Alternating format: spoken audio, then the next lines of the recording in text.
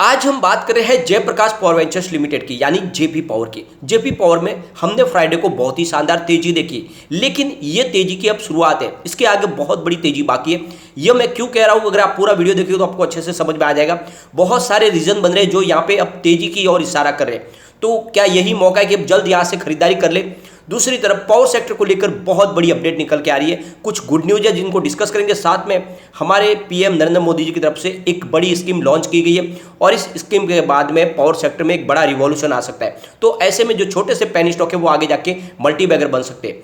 दूसरी तरफ अगर आप देखें तो जयप्रकाश पावर वेंचर्स स्टॉक काफी दिन से एक तरह से आप देखोगे तो पूरा साइलेंट मोड में था, लेकिन अब यहाँ पे एक्टिविटी शुरू हो चुकी है। वॉल्यूम में जबरदस्त बढ़ोतरी हुई है और इसके पीछे है हाथ बड़ा, वो किसका है वो भी जानेंगे इस वीडियो के माध्यम से, किसने खरीदारी की है और क्या यही मौका है जब खरीदारी करे। वैसे अगर आप देखें तो अभी हमारे पास Q1 का रिजल्ट भी आने वाला है। इस रिजल्ट के पहले ये संभावना देखेंगे कि इस बार रिजल्ट की कैसी संभावना रह सकती है। पिछले रिजल्ट को डिस्कस करके ये जानने की कोशिश करेंगे कि आगे की क्या संभावना बन सकती है। तो इन सारी बातों को इस वीडियो के माध्यम से डिस्कस करेंगे और जानने की कोशिश करेंगे क्या ये वाकई में एक मल्टी बैगर स्टॉक बन सकता है या फिर हमारे निवेश को डुबा सकता है। तो इन सारी बातों को जानेंगे इस वीडियो के माध्यम से। लेकिन फ्रेंड उससे पहले अगर आप पहली बार हमारे चैनल पे आए तो चैनल को सब्सक्राइब कर दीजिए, एक बेल आइकन दबा दीजिए ताकि जब भी नया वीडियो बने पहला नोटिफिकेशन आपको मिले। वीडियो पसंद आए तो लाइक शेयर जरूर कीजिए। चलो फ्रेंड्स वीडियो स्टार्ट करते हैं। मैं हूं आपका दोस्त SB दवे और हमारे अपने चैनल ऑनलाइन कमाई में आपका बहुत बहुत स्वागत है। सबसे पहले फ्राइडे के ट्रेडिंग को डिस्कस करेंगे। स्टॉक ओपन हुआ 6.20 पर, लो बना 6.15 का, हाई है 6.55 का, अंत में क्लोजिंग 6.50 पर रही जहां पे 5.69% की शानदार तेजी देखने को मिली। इसके वॉल्यूम को अगर हम एनालिस करें, पिछले एक महीने पहले इसका 2 करोड़ का वॉल्यूम था, 1 वीक पहले भी 2 करोड़ का वॉल्यूम हुआ था, थर्सडे को भी 2 करोड़ का ही वॉल्यूम था, लेकिन फ्राइडे को 3 करोड़ का वॉल्यूम हुआ। तो वॉल्यूम में जबरदस्त उछाल आया, यानी 50% का उछाल है, जो ये इशारा कर रहा है कि अब यहाँ पे तेजी की संभावना बन सकती है।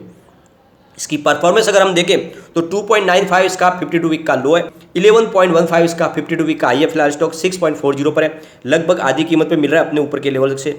अब यहाँ पे जो सबसे बड़ी अपडेट निकल के आ रही है, हमारे पीएम मोदी जी ने एक नई पावर सेक्टर के लिए स्कीम लॉन्च की है और इस स्कीम के तहत आने वाले समय में बहुत सारे बेनिफिट दिए जाएंगे पावर सेक्टर को, क्योंकि सरकार ने आप देखोगे तो उज्ज्वल भारत योजना लागू की है। इस उज्ज्वल भारत उज्ज्वल भविष्य योजना के तहत इसका जो ये फेस्टिवल चल रहा है, इसके तहत पावर सेक्टर के लिए नया रिवॉल्यूशन लाने जा रहे हैं। इसमें बहुत सारी सब्सिडी भी दी जाएगी, बहुत सारी बेनिफिट भी दी जाएगी और एक तरह से डिस्कॉम को मजबूत किया जाएगा। आने वाले समय में मजबूती के साथ ये कारोबार आगे बढ़ रहा है, क्योंकि इस समय देखें तो सारे के सारे डिस्कॉम बहुत ज़्यादा कर्ज में है, लगातार जो कर्ज है वो बढ़ रहा है और इस वजह से जो नई पावर सेक्टर की कंपनियां उनको भी प्रॉब्लम हो रही है। ये जो स्कीम है ये डिस्कॉम और पावर डिपार्टमेंट को बहुत मजबूत करने वाली है।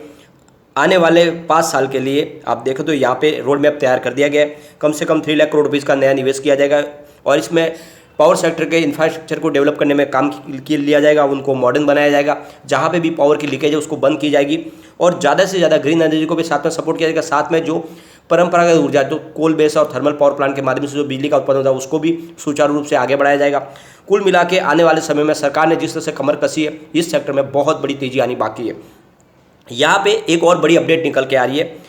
कोल इंडिया लिमिटेड की तरफ से कहा गया है कि आने वाले समय के लिए हम 700 मिलियन टन यानी 2022 से 23 के बीच में कम से कम हम जो कोल है जो उसका उत्पादन करके उसको डिस्पैच कर देंगे। और ये आप समझ सकते हो, इसमें से 565 मिलियन टन जो कोल होगा वो सिर्फ बिजली के उत्पादन में होगा। तो एक बहुत बड़ा जखीरा तैयार हो रहा है कोल के लिए। आने वाले समय में इसकी वजह से शॉर्टेज की संभावना रुक जाएगी। इस साल जो शॉर्टेज हुई थी वो आने वाले साल में नहीं होगी। दूसरी तरफ कोल इंडिया ने एक और बड़ा निर्णय लिया है। मानसून को देखते हुए जिस समय बारिश की वजह से काफ़ी रास्ते बंद हो जाते हैं, तो ऐसे में अब कोल सुचारू रूप से पहुंच पाए उन कंपनियों के पास जहाँ पे बिजली बनती है। तो उन्होंने पोर्ट्स के पास और जहाँ पे रेलवेज के पिकअप पॉइंट है वहाँ पर ही कोल स्टोर करना शुरू कर दिया ताकि वहाँ से लेकर समय पे वहाँ पे पहुँच पाए। तो कुल मिला के जो रास्ते बनाए जा रहे हैं उसके हिसाब से आने वाले समय में कोल शॉर्टेज की संभावना होगी नहीं और 24 घंटे बिजली का उत्पादन होगा। उसका फ़ायदा सीधा मिलने वाला है इन पावर कंपनियों को। दूसरी तरफ देखें तो हमारे जो पावर मिनिस्टर है RK सिंह, उनकी तरफ से एक बड़ा बनाया है। उनका कहना है कि 2030 तक हम 820 गीगावाट का पावर इंस्टॉलेशन करने जा रहे हैं और इस नए जो पावर इंस्टॉलेशन होगा उसमें 500 गीगावाट का योगदान भले ही ग्रीन एनर्जी का होगा, लेकिन बाकी का जो है वो परंपरागत ऊर्जा जो पुरानी जो कोल बेस्ड पावर प्लांट के माध्यम से बिजली उसका उत्पादन भी बढ़ाया जाएगा। यानी सरकार ने ये बिल्कुल नहीं कहा है कि आने वाले समय में कोल बेस्ड पावर प्लांट को बंद किया जाएगा, बल्कि उसमें उत्पादन क्षमता को और बढ़ाया जाएगा। हमने ऑलरेडी पहले भी डिस्कस किया है कि इस साल भी इन्होंने बहुत सारे नए कोल पावर प्लांट को परमिशन दी है। इसका मतलब सरकार को पता है कि आने वाले समय जिस तरह से बिजली की खपत बढ़ेगी उसको पूरा करने के लिए ग्रीन एनर्जी अभी पूरी नहीं है और उसकी एक लिमिटेशन भी है। जैसे कि आप देख सकते हो बिना हवा के विंड पावर में बिजली का उत्पादन नहीं होगा, हवा नहीं होगी तो पवन चक्की चल नहीं पाएगी। दूसरी तरफ अगर बादल हो गए तो सोलर पावर प्लांट के मदद सोलर बिजली बन नहीं पाएगी। ऐसे में जो मुख्य स्रोत है वो यही है, coal based power plant, thermal power plant और हाइड्रो पावर प्लांट। तो ऐसे में सरकार इनको बंद करने की कोई जोखिम उठा नहीं सकती। तो ऐसे में आने वाले समय में इस सेक्टर में 2030 तक तो बहुत बड़ी तेजी आनी बाकी है और इसी का फायदा उठाते आप देख सकते हो कि एफआई यहाँ पर लगातार खरीदारी करे। यहाँ पे अगर हम देखें इसके शेयर होल्डिंग पैटर्न जो हमारे सामने आ चुका है, तो यहाँ पे आप देख सकते हो कि प्रमोटर की होल्डिंग 26.02% थी दिसंबर में, मार्च में वो 24% हुई, फिलहाल अनचेंज है।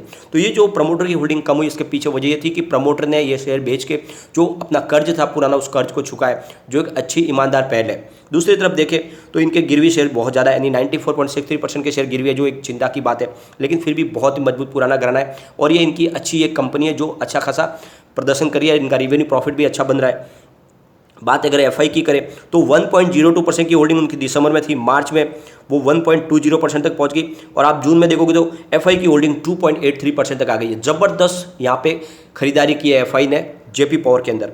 बात अगर डीआई की करें तो 23.28% की होल्डिंग दिसंबर में थी, मार्च में थोड़ी सी कम हुई और फिलहाल जून में 23.12% है, यानी अनचेंज है। तो आप देख सकते हो पिछले क्वार्टर से इस क्वार्टर में डीआई की होल्डिंग वही की वही है। म्यूचुअल फंड की यहाँ पे होल्डिंग नहीं दिखाई देगी। अदर्स की बात करें तो 49.68% की होल्डिंग दिसंबर में थी, 51.68 हुई मार्च में, फिलहाल 50.05% की होल्डिंग है। तो जनरल पब्लिक की होल्डिंग यहाँ पे घटी है, लेकिन यहाँ पे आप देख सकते हो कि बड़े फंड हाउस ने अपनी होल्डिंग को मेंटेन रखा हुआ है। दूसरी तरफ एफआई ने जबरदस्त अपनी होल्डिंग को बढ़ा दिया है, जो ये इशारा है कि आने वाले समय में शानदार तेजी बन सकती है।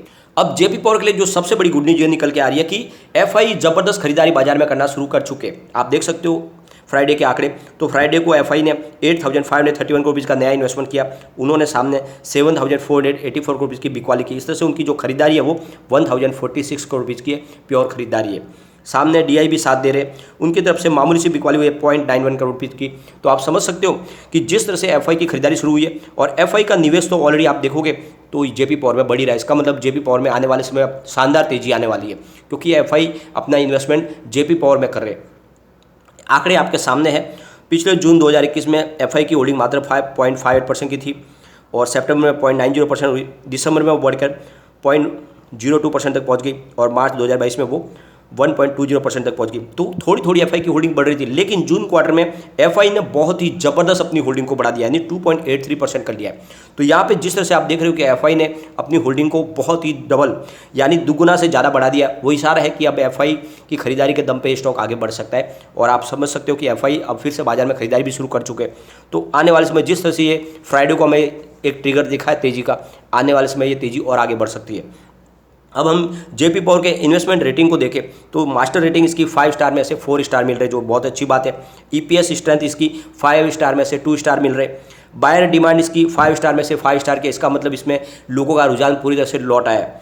इसकी प्राइस स्ट्रेंथ देखें तो 5 स्टार में से 2 स्टार मिल रहे और ग्रुप रैंक इसकी 5 स्टार में से 2 स्टार रैंक की है। तो यहाँ पे थोड़ी वीकनेस है, लेकिन आप देखोगे तो जो बायर के मुकाबले कंपनी बहुत तेज़ी से आगे बढ़ रही है। अगर हम इनके रेवेन्यू को देखें, क्योंकि क्वार्टर 1 हमारे सामने आने वाला है, तो 2018 में इनको 4,876 करोड़ रुपये का रेवेन्यू मिला था। 2019 में घटकर 3,891 करोड़ रुपये तक पहुंचा और 2020 आते थे इनका रेवेन्यू और घटा 3,283 करोड़ रुपये तक पहुंच गया। इसके पीछे वजह था कोविड। और 2021 में थोड़ा सा रेवेन्यू फिर से बढ़ा और 3,301 करोड़ रुपये तक पहुंच गया। जो 2022 आते थे इनका रेवेन्यू बढ़कर 4,625 करोड़ तक पहुँचा है। तो आप देख सकते हो कि रेवेन्यू में फिर से जबरदस्त बढ़ोतरी हुई है, जो एक बहुत बड़ा पॉजिटिव ट्रिगर है, यानी कारोबार इनका बढ़ रहा है।